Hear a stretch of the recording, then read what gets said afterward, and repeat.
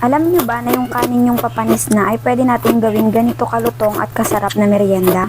Tara, magluto tayo. Pop rice nga pala yung kinakain ko at nakagawa ako niyan dahil meron akong kanin na muntik nang mapanis kahapon.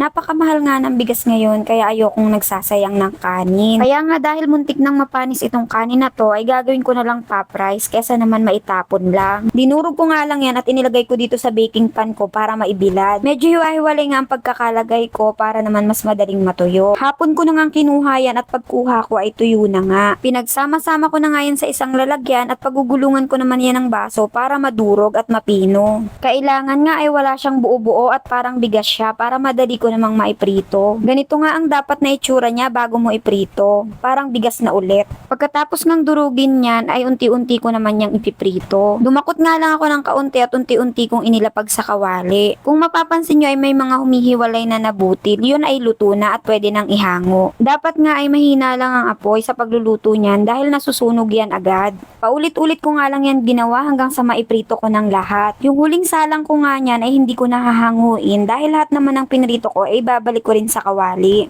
Pagkalagay ko nga sa kawali ay iintayin ko lang uminit ng kaunti tapos lalagyan ko na ng asukal. Pagkalagay ko nga ng asukal ay halu-haluin ko lang yan sa mahinang apoy hanggang sa magkaramelize yung asukal. At ayan nga, ang kanin na patapon na ay pwede nang maging merienda.